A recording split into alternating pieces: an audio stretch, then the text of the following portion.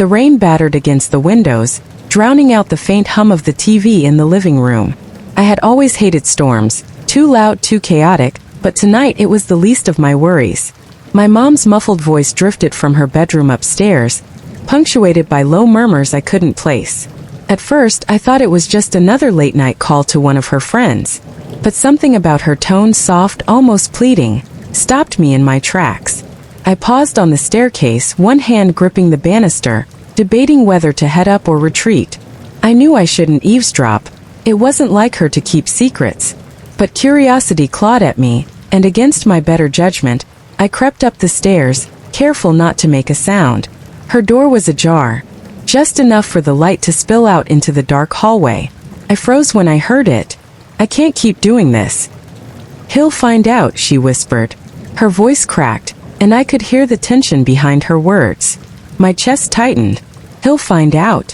Who was she talking about? And what couldn't she keep doing? I leaned closer, every muscle in my body taut with unease. Then a deep male voice responded, one I didn't recognize. You're overthinking this. He won't suspect a thing. You've kept it hidden this long. My heart thudded in my chest, louder than the storm outside. There was someone else in her room. A man. I stepped closer, my pulse racing. From the crack in the door, I could see shadows shifting on the wall, hers and his. They were standing close, too close. What if he walks in? He'll never forgive me, my mom said, her voice trembling. Then you make him understand, the man replied, his tone firm but not unkind. You had your reasons. I wanted to burst in to demand answers, but my feet felt glued to the floor. The shadows moved again, and this time, I saw her hand rest on his arm. It was a gesture too familiar, too intimate. The knot in my stomach tightened. Who was this man? Why was he in my mom's room, and what were they hiding from me? The conversation continued, but my mind was too busy racing through possibilities to register every word. I couldn't reconcile the image of my mom, the woman who had always been my rock, with what I was witnessing now. A creak from beneath my foot snapped me out of my thoughts. I looked down, horrified at the noise I just made. The voices stopped. The shadows froze. Did you hear that? My mom asked, panic evident in her voice. I turned and bolted down the hall, my heart pounding so loudly I thought it might give me away. Reaching my room, I shut the door quietly and pressed my back against it, struggling to breathe. I didn't know what I had just uncovered, but one thing was certain. My life would never be the same again. The next morning, the storm had passed, but its remnants lingered in my chest. I couldn't unhear the whispers or unsee the shadows on her bedroom wall. My mom was already in the kitchen when I came downstairs, her back turned to me as she flipped pancakes on the griddle. The warm scent of butter and syrup filled the air, but I felt no comfort from it. "Morning, sweetie," she said over her shoulder, her voice bright and steady, as if nothing had happened. "Morning," I mumbled, sliding into my usual seat at the kitchen island. Her hair was tied back, her movements quick and efficient as she plated the pancakes and placed them in front of me. I studied her face, searching for any sign of guilt, any flicker of unease. But she was composed, serene even. It made my stomach churn. "Sleep okay?" she asked, pouring herself a cup of coffee. I hesitated. "Yeah. You?" She paused for half a second, so brief I almost missed it, before taking a sip of her coffee. "Fine," she replied with a small smile. "Fine." Her response felt too neat, too practiced. My mom was good at keeping things hidden. I realized that now. But the tension between us was palpable, even as she moved around the kitchen, chatting about the weather and the errand she had planned for the day. I nodded along, barely listening, my mind replaying the night before in an endless loop. And then, just as I thought I might explode from the weight of my thoughts, there was a knock at the door. She froze mid-sentence, her eyes darting to the clock on the wall. "Expecting someone?" I asked, trying to keep my tone casual. "No," she said quickly, but her voice betrayed her. It was tight, strained. She wiped her hands on a dish towel and hurried to the door. I followed her with my eyes as she opened it, revealing a man standing on the porch. Tall, broad-shouldered, with salt and pepper hair and an easy confidence that made him look out of place in our suburban neighborhood. "Good morning," he said, his voice smooth and low. "Not here," my mom whispered, stepping outside and pulling the door shut behind her. I dropped my fork, my appetite gone. My pulse thundered in my ears as I moved to the window, peeking through the curtains. They were standing close, too close. He leaned in as he spoke, his hand brushing her arm. She didn't pull away. Instead, she looked up at him, her expression a mix of frustration and something else. Something softer. I clenched my fists at my sides, a storm of emotions swirling inside me. Anger, confusion, betrayal. Who was this man? Why was she keeping him a secret from me? When she finally came back inside, her face was flushed, and her hands trembled slightly as she locked the door behind her. Who was that? I asked, my voice sharper than I intended. Her head snapped up, her eyes wide with surprise. Just someone from work, she said too quickly. I raised an eyebrow. Since when does someone from work show up at our house unannounced? She opened her mouth, then closed it again, clearly searching for an excuse. He needed to drop something off. It's nothing for you to worry about, but it was something to worry about. I could see it in the way she avoided my gaze, the way her hands gripped the edge of the counter as if she needed the support. I don't believe you, I said, standing up. Her head snapped toward me, her expression suddenly fierce. That's enough. The sharpness in her tone caught me off guard, and for a moment neither of us spoke. The air between us was thick, charged with unspoken words. Finally, she turned away, her shoulders slumping. I'm going out for a bit. Don't wait up for me. She grabbed her coat and bag, leaving me alone in the silent kitchen. The next morning the storm had passed, but its remnants lingered in my chest. I couldn't unhear the whispers or unsee the shadows on her bedroom wall. My mom was already in the kitchen when I came downstairs, her back turned to me as she flipped pancakes on the griddle. The warm scent of butter and syrup filled the air, but I felt no comfort from it. Morning, sweetie, she said over her shoulder, her voice bright and steady, as if nothing had happened. Morning, I mumbled, sliding into my usual seat at the kitchen island. Her hair was tied back, her movements quick and efficient as she plated the pancakes and placed them in front of me. I studied her face, searching for any sign of guilt, any flicker of unease. But she was composed, serene even. It made my stomach churn. Sleep okay? She asked, pouring herself a cup of coffee. I hesitated. Yeah, you. She paused for half a second, so brief I almost missed it, before taking a sip of her coffee. Fine, she replied with a small smile. Fine. Her response felt too neat, too practiced. My mom was good at keeping things hidden, I realized that now. But the tension between us was palpable, even as she moved around the kitchen, chatting about the weather and the errand she had planned for the day. I nodded along, barely listening, my mind replaying the night before in an endless loop. And then, just as I thought I might explode from the weight of my thoughts, there was a knock at the door. She froze mid-sentence, her eyes darting to the clock on the wall. Expecting someone? I asked, trying to keep my tone casual. No, she said quickly, but her voice betrayed her. It was tight, strained. She wiped her hands on a dish towel and hurried to the door.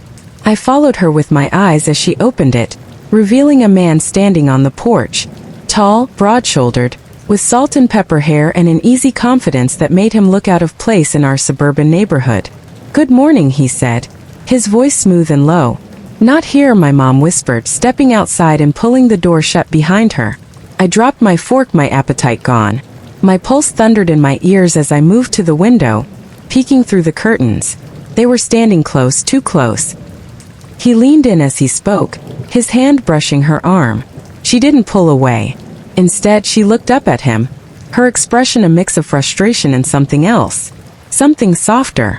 I clenched my fists at my sides, a storm of emotions swirling inside me.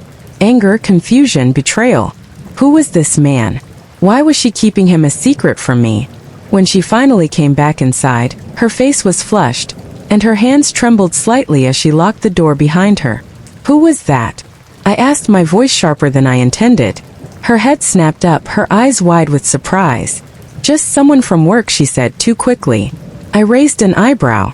Since when does someone from work show up at our house unannounced? She opened her mouth, then closed it again, clearly searching for an excuse. He needed to drop something off. It's nothing for you to worry about, but it was something to worry about. I could see it in the way she avoided my gaze, the way her hands gripped the edge of the counter as if she needed the support. I don't believe you, I said, standing up. Her head snapped toward me, her expression suddenly fierce. That's enough. The sharpness in her tone caught me off guard, and for a moment neither of us spoke. The air between us was thick, charged with unspoken words. Finally, she turned away, her shoulders slumping. I'm going out for a bit. Don't wait up for me. She grabbed her coat and bag, leaving me alone in the silent kitchen.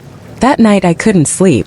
The house felt too quiet, too still, as if it were holding its breath. I lay in bed staring at the ceiling, every creak and groan of the house setting my nerves on edge. And then I heard it, the sound of a car pulling into the driveway. I crept to my window and peered out, my heart sinking when I saw her stepping out of the passenger side of a sleek black sedan. He was driving, his face lit briefly by the glow of the dashboard. She leaned into the window, her hand resting on the frame as they spoke. I couldn't hear what they were saying, but the way she smiled at him, soft and genuine, made my chest tighten. When she finally came inside, I was waiting for her in the hallway. Long night? I asked, my voice laced with sarcasm. She jumped, clutching her chest. What are you doing up? Waiting for you, I said evenly. Her cheeks flushed and she avoided my gaze. I told you not to wait up. Who is he? Her head snapped up, her eyes narrowing. That's none of your business. The hell it isn't. I snapped, my frustration boiling over. You're sneaking around with some guy, lying to me about it? And you think I don't deserve an explanation? Her face softened, and for a moment, I thought she might tell me the truth. But then she shook her head. It's complicated. That's not good enough, I said, my voice trembling with anger. She sighed, running a hand through her hair. You wouldn't understand. Try me, I challenged. For a long moment, she just stared at me, her expression a mix of guilt and resignation. It's not what you think, she said finally. Then tell me what it is. Her eyes filled with tears and she looked away. I can't. The words hung in the air between us, heavy and suffocating. I wanted to scream, to shake her until she gave me the answers I needed. But instead I turned and walked away, slamming my door behind me. In the days that followed, the tension between us grew unbearable. She avoided me, throwing herself into work and spending more and more time out of the house. And I became obsessed with finding out the truth. I searched her room, her phone, anything that might give me a clue. But she was careful, too careful. It wasn't until I found the photo, tucked away in a box in the back of her closet, that the pieces finally started to come together.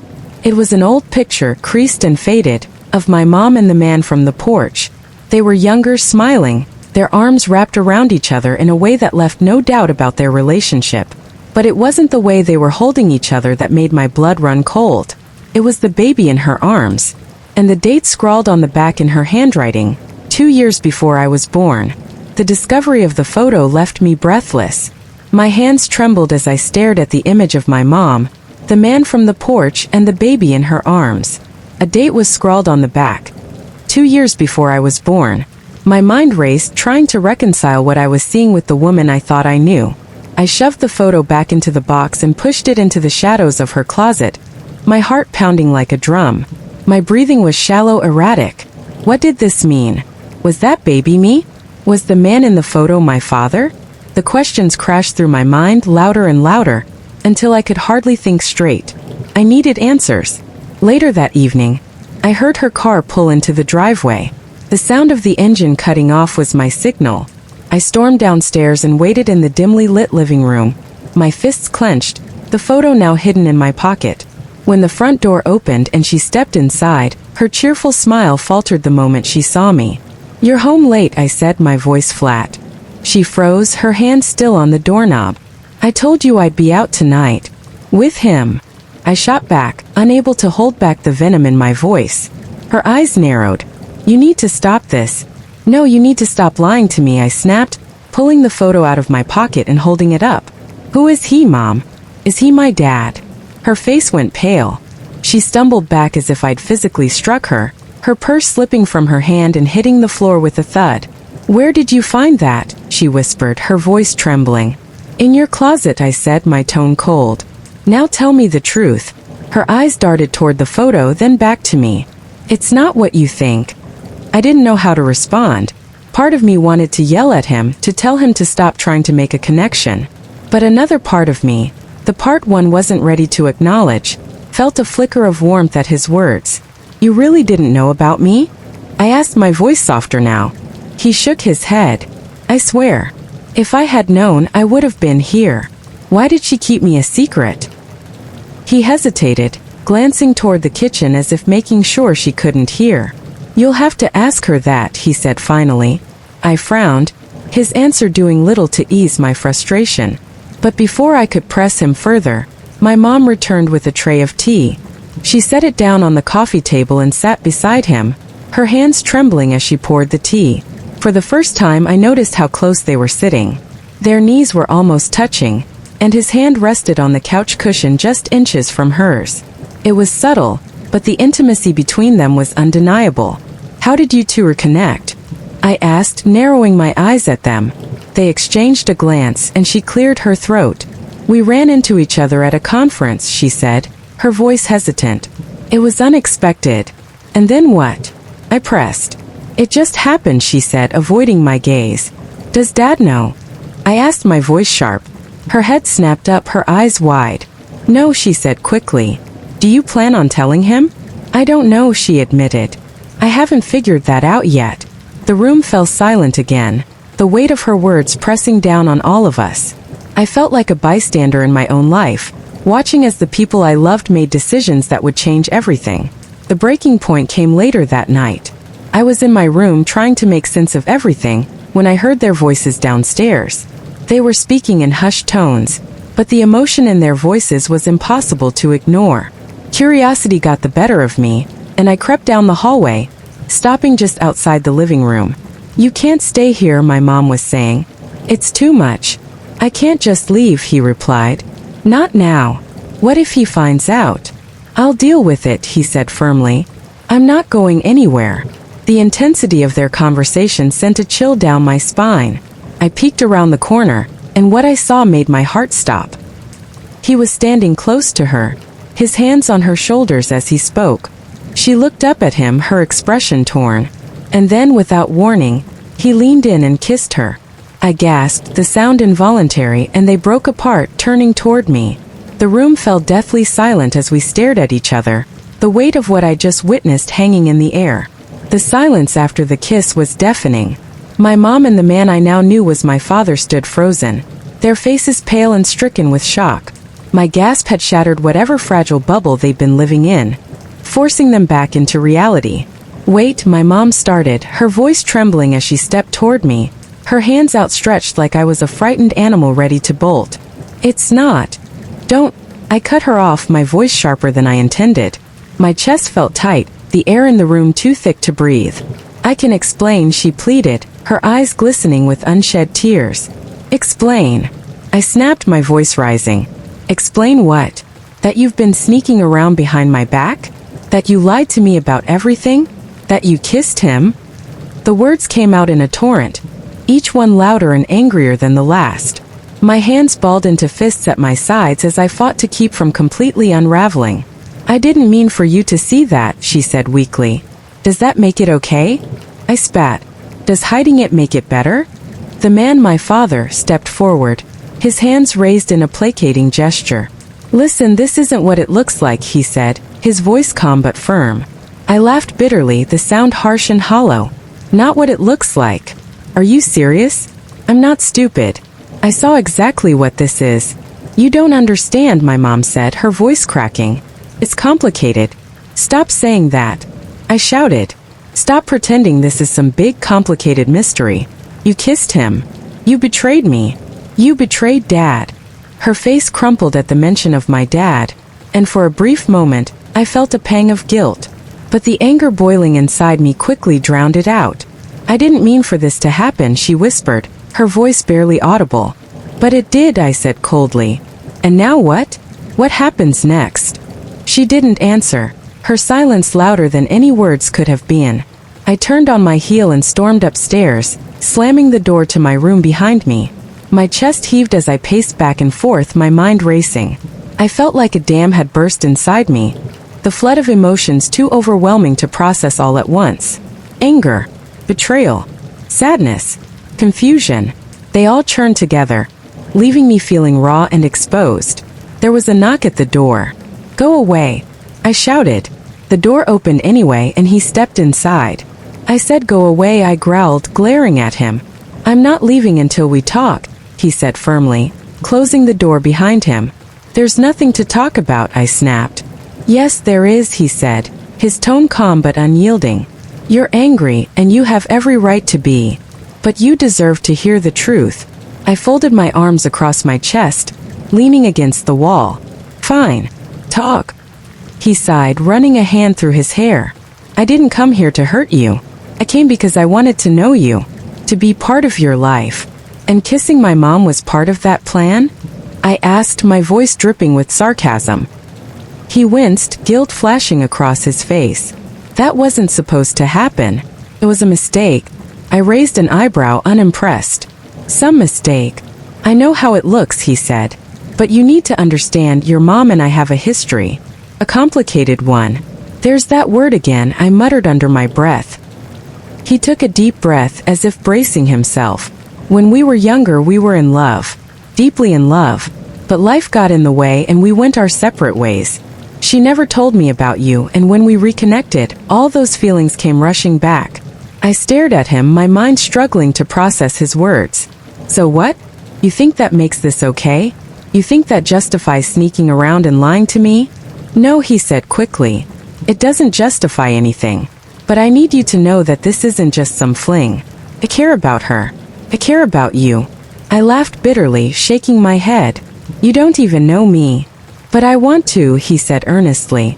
"I know I can't undo the past, but I want to be here now. I want to try." I looked away, his words stirring something inside me that I wasn't ready to face. The rest of the night passed in a blur. I stayed in my room, refusing to come out even when my mom knocked on the door, her voice shaky as she begged me to talk to her.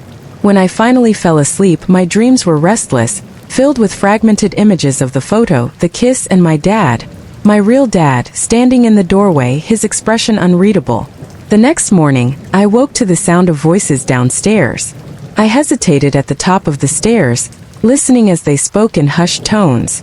"He hates me," my mom said, her voice thick with tears. "He doesn't hate you," he replied. "He's hurt. He just needs time."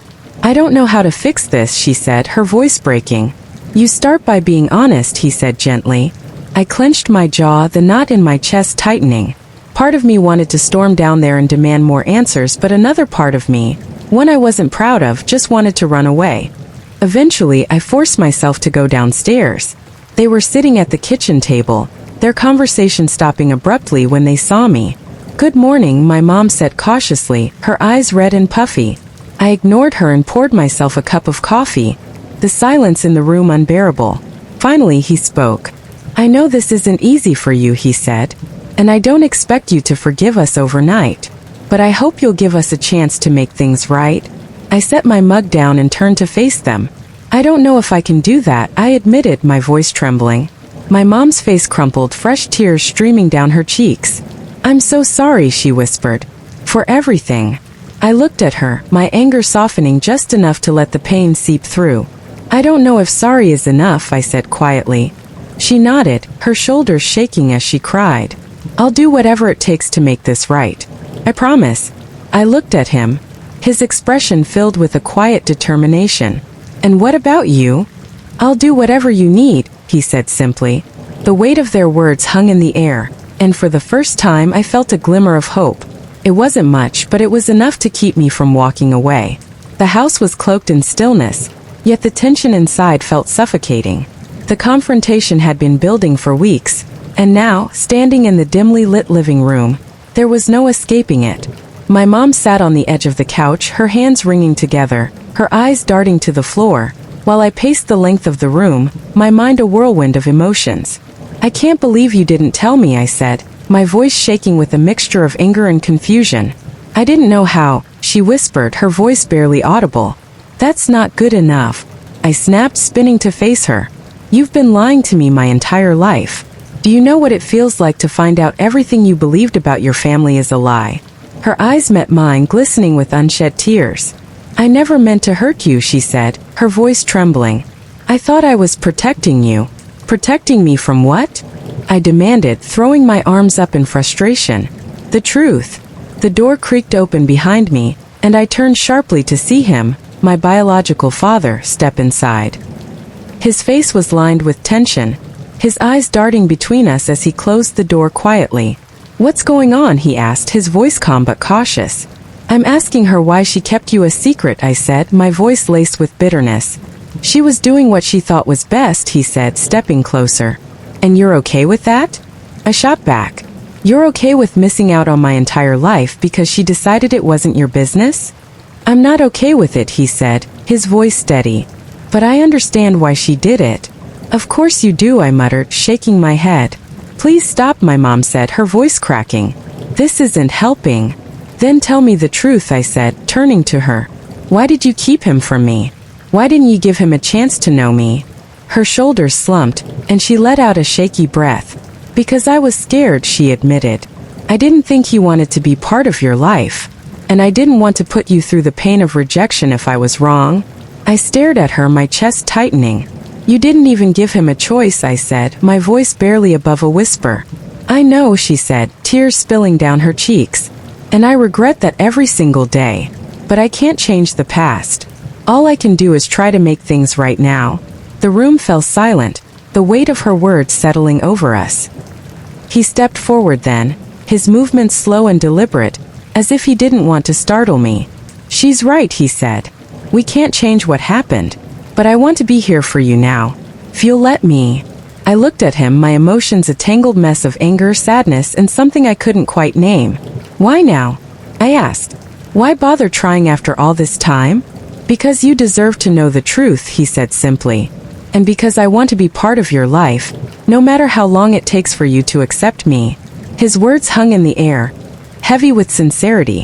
I wanted to push him away, to tell him it was too late, but the raw emotion in his voice chipped away at my defenses. "I don't know if I can do this," I said, my voice cracking. "You don't have to decide right now," he said. "Take your time. I'll wait as long as you need." The tension between us shifted then, no longer crackling with anger but still thick with uncertainty. I turned to my mom, who was watching us with tear-filled eyes. "And what about you?" I asked. "What do you want?" She hesitated, her hands twisting in her lap. "I want you to be happy," she said. "And I want us to find a way to move forward together." Her voice broke on the last word, and I felt a pang of guilt. Despite everything, I couldn't deny that she was trying, even if it was too little too late. The breaking point came a moment later.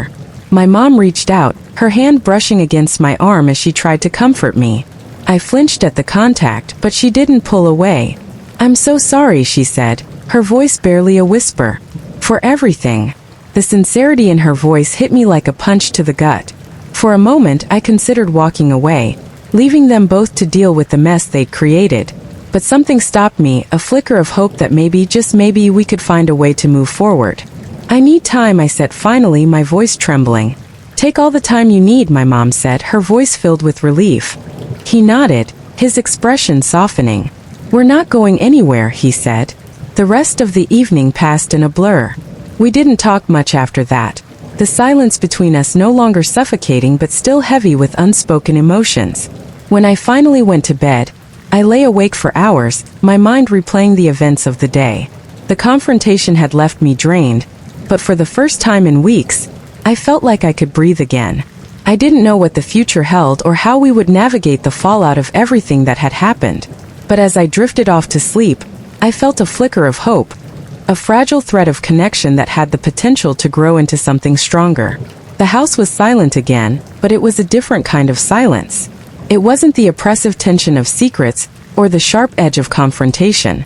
Instead, it was the quiet that comes after a storm, heavy with the weight of what had been said and done.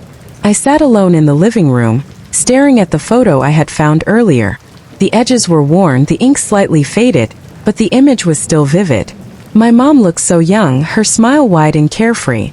And him, my biological father, he stood beside her with an arm around her waist, his grin almost boyish. It was a snapshot of a life I hadn't been part of, a history that now felt impossibly tangled with my own. I traced the outline of their faces with my finger, a lump forming in my throat. Footsteps behind me broke my thoughts, and I turned to see my mom standing in the doorway. She hesitated, clutching the edge of the frame as if it were the only thing keeping her upright. Her face was pale, her eyes rimmed with red from crying. "Can I sit?" she asked softly. I nodded, and she crossed the room to sit beside me. For a long moment, neither of us spoke. The photo sat between us, a silent reminder of everything we couldn't undo. "I'm sorry," she said eventually, her voice barely above a whisper. "For keeping the truth from you. For everything." I didn't respond right away. The anger that had burned so hot earlier was now just a smoldering ember, replaced by a deep, aching sadness. "Why did you do it?" I asked finally, my voice steady but low. She sighed, her shoulders slumping. "I was scared," she admitted. "When I found out I was pregnant, he and I had already gone our separate ways. I didn't think he'd want to be part of our lives, and I didn't want to risk putting you through that kind of rejection." I looked at her, my heart heavy. "But you didn't even give him a chance." "I know," she said, her voice breaking. "I thought I was doing the right thing at the time, but looking back, I see now that I was wrong." We sat in silence again, the weight of her words settling over us. The next morning, the sun streamed through the windows, casting long shadows across the living room. I hadn't slept much, but the few hours I managed felt like a reprieve. He was already awake when I came downstairs, standing by the window with a mug of coffee in his hand. He turned when he heard me, his expression cautious. "Morning," he said. "Morning," I replied, my voice flat. He hesitated, then gestured to the coffee pot. "There's more if you want some." I shook my head, crossing my arms over my chest. "We need to talk." He nodded slowly, setting his mug down on the windowsill. "I'm listening." I took a deep breath, gathering my thoughts. "I don't know how to do this," I admitted. "I don't know how to suddenly have a father after all these years. And I don't know if I can forgive either of you for lying to me." "I understand," he said quietly. "And I don't expect you to forgive me overnight. But I'm here, and I'll do whatever it takes to prove that I want to be in your life, for as long as you'll have me." His words hung in the air, heavy with sincerity. For the first time, I saw him not as a stranger or an interloper, but as someone who genuinely wanted to make amends. My mom joined us a little while later, her movements tentative as she poured herself a cup of coffee. The three of us sat at the kitchen table, the tension between us no longer sharp but still present. "I think we need to set some boundaries," I said, breaking the silence. They both looked at me, their expressions guarded. "If you're serious about trying to fix this," I continued, "then we need to take it one step at a time. No more secrets. No more lies. And no more pretending everything's fine when it's not." My mom nodded, her eyes glistening with tears. "You're right," she said softly. "No more lies." He nodded as well, his jaw tight. "I can do that," he said. The day passed slowly, the three of us navigating this new fragile dynamic. There were moments of awkwardness, of unspoken tension, but there were also moments of quiet connection. A shared laugh, a lingering look, a small gesture that hinted at the possibility of something better. That evening, as the sun dipped below the horizon, I found myself back in the living room, staring at the photo once more. My mom came to sit beside me, her presence quiet but steady. "Do you think we can fix this?" I asked, my voice barely above a whisper. She placed a hand on my shoulder, her grip firm but gentle. "I don't know," she admitted. "But I hope so." We sat there in silence, the photo resting between us like a bridge spanning the gap that had grown between us. The final image was of the three of us standing on the porch as the night settled in, the air cool and still. My mom and I exchanged a hesitant smile, and he stood a few feet away, his expression unreadable but hopeful. For the first time, I felt a flicker of something I hadn't felt in a long time. The possibility of healing. It wasn't a resolution. It wasn't closure. But it was a start.